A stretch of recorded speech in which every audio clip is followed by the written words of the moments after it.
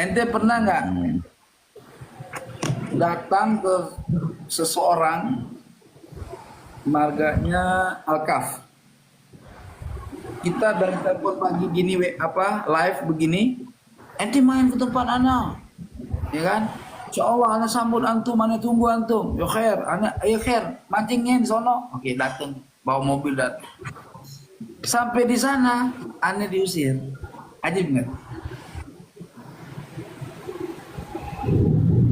Maksudnya gimana? Sampai ke sana gue Bibir aja sehat. udah beliin makanan buat dimasak bareng-bareng, gitu kan? Ujungnya gue diusir, disuruh pulang. Sama siapa? Sama yang punya rumah yang ngundang gue datang pulang, yang ngundang gue ke Sobtoh rumahnya. kali itu mah Tengku bercanda Lah kali itu. Sobtoh bagaimana Sobtoh? Masa Sobtoh suruh orang pergi kita pergi? Gue pergi langsung. Beneran, maksudnya Ya, beneran. beneran. Saksi Betul. banyak. Oh, betul. Oh, jadi fitih-fitih itu bukan fitnah, Syed. Ya cuman dibikin judul yang salah. Dibikin judul yang dibuat itu adalah judul apa? Judul framing. Nah, itu yang salahnya. Kalau sebenarnya begini cerita yang sebenarnya nih ya. Habib yang pertama itu Alkaf, ada di Bogor. Itu saya diundang pas saya lagi live, ayo main ke sini mancing apa gitu kan, saya suka mancing. Setelah sampai di sana, saya udah beliin makanan segala macam, mie buat masak, saya masakin gitu, saking ingin bersahabat. Iya, iya. Itu udah lama itu mah. Jadi itu baru-baru saya sebelum saya tampil di Nurmus kejadiannya. Jadi, nah pas udah mau masak-masak, ya sebenarnya parahan aja, istri-istrinya baik gitu kan. Cuman ada informasi menurut beliau saya ini mau digerebek sama saudaranya, sama iparnya, sehingga dia nggak berani takut, dia nggak sanggup mempertahankan saya di situ, daripada kejadian apapun saya diusir gitu, paham ya, disuruh pergi. Paham. Gitu. Nah pas disuruh pergi itu harusnya yang bersangkutan tuh ngawal saya baik-baik gitu, malah enggak, saya jalan sendiri akhirnya.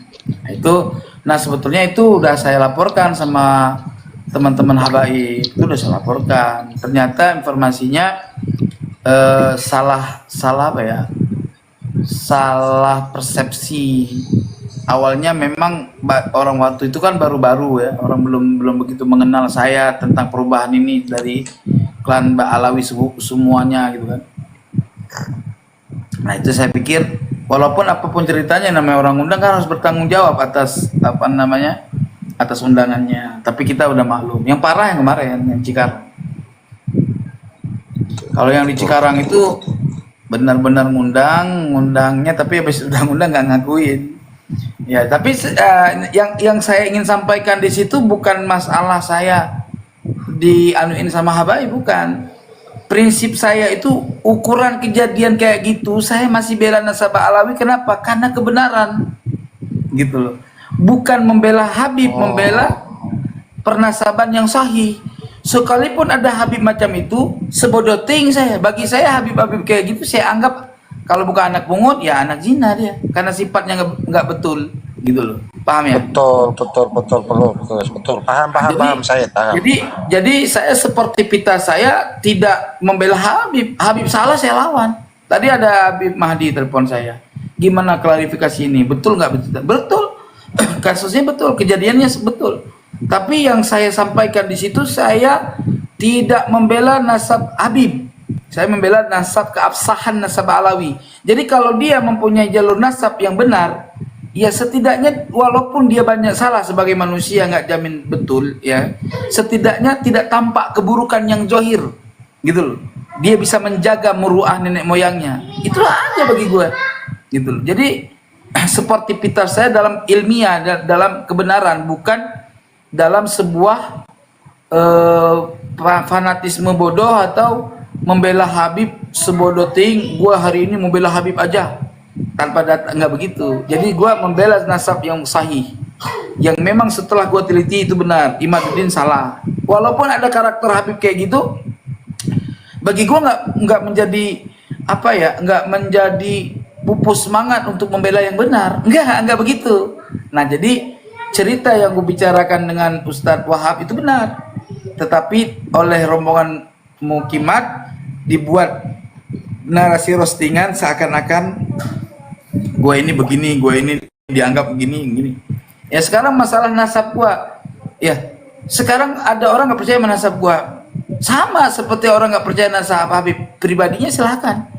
Tetapi kalau dia menyatakan nasab gue palsu di hadapan orang layak, saya samperin. Habib mana saya samperin, gitu. Karena apa?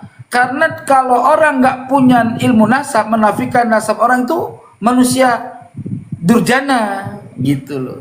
Nggak mau tahu saya siapa dia, Habib mana dia, nggak mau tahu. Lo nafikan nasab gua, urusan dengan gua. An-nasu mu'tamanuna bi ansabihim. Lo punya ilmu nasab, Robitoh mana yang jago nasab, ayo hadapan sama gua ketika menafikan nasab gua. Gua punya data, dan gua bisa menafikan nasab orang tersebut berdasarkan data dari klannya masing-masing, gitu. Jadi coba lurus aja gitu. Kalau kita bicara masalah keabsahan nasab, bicara keabsahan nasab. Jadi yang jujur aja, Mukimat juga yang jujur. Jangan mereka kayak gini nih, lagi siap nih merekam, ya kan?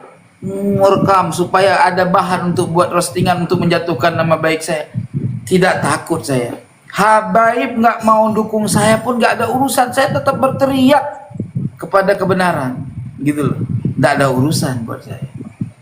Waktu saya jadi waktu saya jadi di Mukimat bela Imaduddin, apa yang saya dapatkan? Bangkrut malah. Apa yang dikasih sama si Imad dan rombongannya? Nggak ada, seperak aja nggak ada. Sama di ketika saya membela keabsahan nasab Ba'alawi, hatta semua Ba'alawi ninggalin gua. Maafi muskilah, tidak ada masalah buat saya. Saya tetap membela kebenaran nasab, bukan membela Habib, gitu. Paham? Paham. Tapi saya sudah mulai menilai Sayyid Qori itu berbicara secara jujur, karena waktu kemarin mungkin Sayyid Qori ingat ya, waktu saya berkata bahwa putranya Habib Taufik Assegaf itu kan mengatakan bahwa rukun Islam itu ada 6. Terus Sayyid Qori itu bilang siapapun itu yang mengucapkan sesat ya. Saya sepakat itu, baru saya sama Sayyid Qori saya sepakat. Berarti betul-betul bahwa Sayyid Qori membela yang benar dan menelusuri apa yang benar. Terima kasih. Iya, artinya ketika anaknya Habib Taufik melakukan kesesatan, ya kan bukan berarti bapaknya yang salah. Bapaknya ngungkapin kan? Enggak. Ya berarti anak itu yang punya ideologi salah.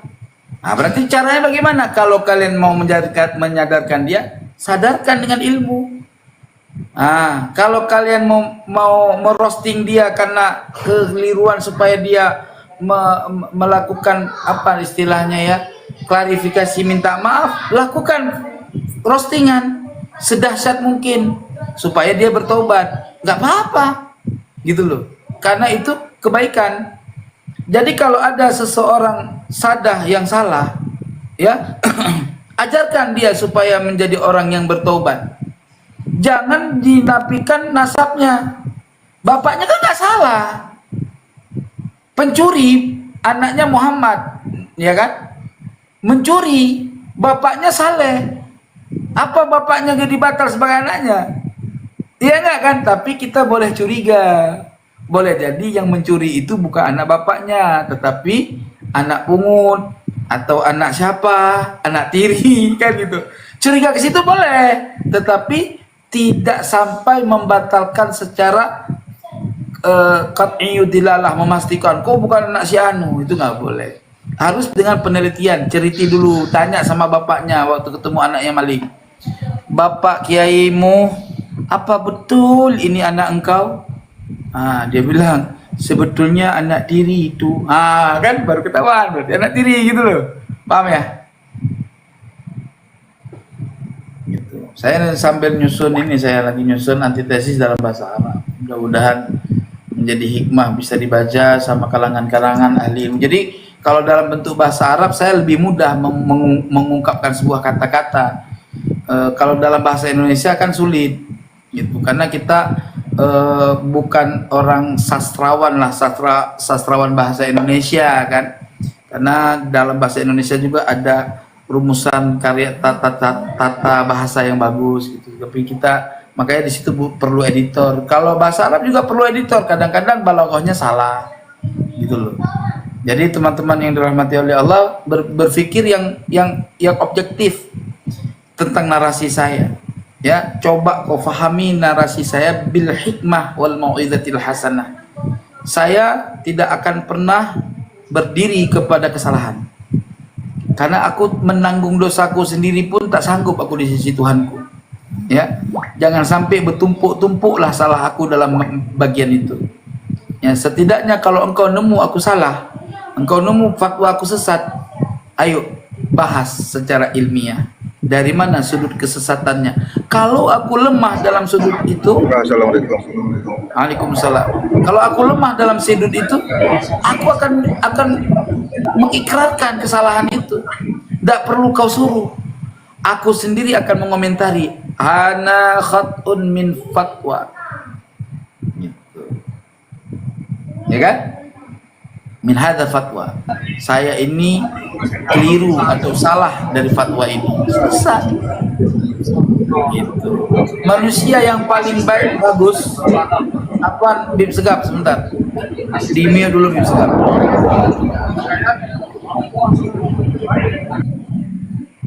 Manusia yang paling bagus, ya, yang paling mulia di sisi Allah adalah manusia yang setelah melakukan sebuah kesalahan baik dari perbuatan ataupun lisan dan benar-benar dia akui itu kesalahan, maka dia mengakui bahwa itu kesalahan.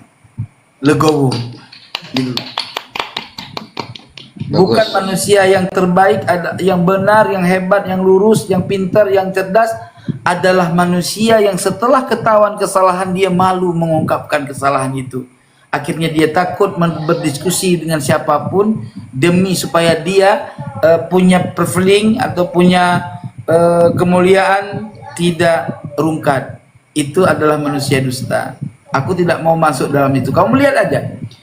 Pernahkah kamu melihat saya diskusi di Kesultanan Banten keluar dari statement lisan saya? Saya bila mana mendapatkan keabsahan nasabah Alawi, saya syahadat. Betul. Pernah dengar nggak? Coba, pernah dengar nggak? Pernah, aneh. Ya, pernah dengar kan? Iya. Dan itu pun terbukti. Iya. Terbukti nggak? Terbukti. Ketika saya menemukan bahwa nasabah Alawi sahih, langsung saya syahadat di depan umum. Saya suruh live sama orang, keluarkan omongan saya. Waktu itu akun saya sedang dalam keadaan ban, tidak bisa live. Langsung di roomnya Inyong. Saya bernarasi dengan sedemikian bebasnya, saya punya hati, gitu. Ya, makanya saya bukan sedikit dosa, saya orang yang banyak dosa. Tapi setidaknya saya tidak bertumpuk-tumpuk lah dalam sebuah kesalahan. Mudah-mudahan dengan kejujuran ini ada sebuah kebaikan yang dapat melunturkan banyaknya kesalahan di masa lampau. Itu aja. Amin, amin, amin. Ya, timbang antum aja Anzai. Ya, kita ini yang permasalahannya, kamu lihat aja lah. Kenapa sih Imaduddin terlalu jumawa, nggak mau diskusi sama siapapun yang mengajak dia diskusi? Kan setidaknya gini loh, Imaduddin tuh harus punya prinsip begini. Boleh jadi Tengku Qori ini, dia ini sudah mendapatkan keabsahan nasabah Alawi, ya kan? Udah, perhatikan ini. Boleh jadi Tengku Qori sudah mendapatkan keabsahan nasabah Alawi di mana aku belum menemukan. Ya, dengan diskusi sama dia, boleh jadi nanti Tengku Muda Qori justru malah apa yang dia temukan adalah salah, bisa kembali ke Imaduddin lagi. Atau sebaliknya, boleh jadi Imaduddin ternyata, oh ya ternyata gue juga keliru Tengku Qori, ya udah kita islah, sampaikan sebuah narasi, wahai Mbak Alawi semua dimanapun Anda berada, kawan-kawan semua yang udah mendukung saya, hari ini saya mencabut omongan saya. Setelah saya diskusi dengan Tengku Kori, ternyata benar nasabah Alawi sahih. Ya, saya sudah berlepas diri dari apa yang kalian dapatkan dari saya. Dan saya sudah kembali kepada keabsahan nasabah Alawi, tinggal kalian mau kembali atau tidak, saya udah berlepas tangan. Itu aja kan cukup. Betul tidak? Karena pernah nggak dengar ibarat ulama? Ibarat ulama mengatakan boleh jadi, ya, orang yang bijak dalam sebuah narasi kebenaran, boleh jadi pendapatmu benar, pendapatku salah. Boleh jadi pendapatku benar, ya, pendapatmu adalah sebuah kekeliruan. Jadi bagaimana caranya? Ayo kita adu persepsi. Nggak usah harus Robito begini. Itu kan sudah nggak relevan gitu loh. Apa yang mau dituju? Bukankah yang diharapkan adalah umat ini supaya tahu nasabah Alawi asli atau palsu? Buat apa harus Robito? Kalau tujuannya untuk menghancurkan lembaga, nggak perlu kayak gitu. Gugat aja di MK agar Robito bubar. Nggak perlu kamu membatalkan nasabah Alawi, mungkin iman, nggak perlu. Coba berpikir cerdas seperti apa yang saya sampaikan.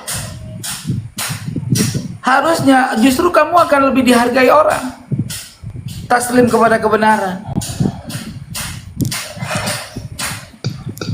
Saya dulu orang yang musuhi dari Muhyiddin musuhin saya. Tetapi orang Muhyiddin sekarang, Mbak Alawi juga sayang sama saya. Walaupun mereka mungkin sebagian nggak suka sama saya, itu up to you, up to him, ya, terserah mereka, gitu kan. Tetapi saya tidak mau tahu, karena orang mencintai seseorang itu macam-macam, Pak. Wong Nabi Muhammad aja nggak ada yang cintai seluruh dunia kok. Apakah kamu yakin seluruh umat manusia di alam dunia ini mencintai Nabi dari zaman ke zaman? Kan enggak. Buktinya banyak pembenci Rasulullah. Sampai hari ini masih ada. Itu Sayyidul Mursalin. Apalagi timbang Tengku Muda Kori. Ya? Iya, iya. Apalagi timbang gue. Ya jadi maafin muskilah. Cuman gue punya prinsip hidup sebagai manusia. Nyolek gue berantem. Nyolek dalam apa nih? Fisik, lawan. Gue bukan budak. Gue manusia yang diciptakan oleh Allah, punya tangan, punya kaki, punya akal, dan punya keberanian, punya kekuatan. Ular yang tak punya tangan mampu melawan lawannya kok. Bahkan mampu mematikan orang yang punya akal, punya tangan.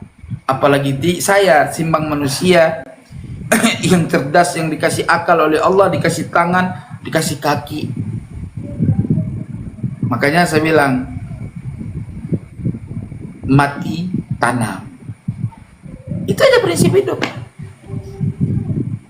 Istri yang kita miliki setelah kita mati kan belum tentu dia nggak kawin lagi. Boleh aja dia kawin lagi, karena kita sudah jadi mayit. Apa yang ditungguin? Tapi kalau dia mau menanti ila yaumil qiyamah, ya alhamdulillah, berarti kesetiaan dia sampai ila yaumil qiyamah. Apa yang kita harapkan? Sudah, ya, bilang sama Iman, move on dong. Ayo diskusi, Iman. Tunjukkan kalau tesismu itu benar di kalangan orang-orang yang mengerti. Jangan bernarasi di kalangan-kalangan orang yang nggak punya ilmu. Ya jadinya kayak gini sekarang. Kamu boleh lah di mana diskusi sama saya, muter-muter, gak ada data. Kayak tadi si Oleng, apa? Di dalam kitab Sirru Silatil Alawiyah tidak menyebutkan Abdullah. Di dalam kitab Tadribul Ansab menyebutkan 3, tidak ada Abdullah. Begitu kita lacak di Sirru Silatil Alawiyah, jangankan Abdullah, Ahmad pun tak ada. Mesti nggak ya? Yang disebutkan Isa, ya kan, Husain yang disebutkan. Apakah rungkat Ahmad? Enggak, ya, ada di kitab abad kelima. Oke, kitab apa abad kelima? Tadribul Ansab tidak menyebutkan 3. Begitu kita buka, 1 pun nggak ada 3. Yang ada cuma 1. Macam mana pula? Tengku, Bingung, kan? rungkat maksudnya tadi. Ya akhirnya rungkat roomnya karena nggak bisa nggak diem. Mereka selalu sudah panik. Mukimat itu jadilah mereka bagaikan seekor dukun, seorang dukun. Macam mantra.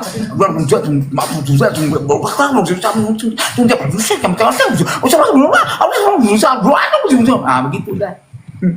Orang ditanya Tengku maksudnya, ini loh datanya, malah disuruh harusnya Robito Alawiyah menginin Tengku lah. Apa hubungannya itu? Orang ditanya itu jelas ini nggak ada di kitab itu ke Robito segala. Ya tapi Emang itu ketika kita tanya mana dalam kitab mana mensyaratkan sebuah lembaga untuk memverifikasi sebuah nasab, kan nggak ada. nggak ada. Bikinan mereka. Iya. Nakobah asap internasional begini walah. Ya begitu Bang Anza Jaya, itu yang bisa saya jawab.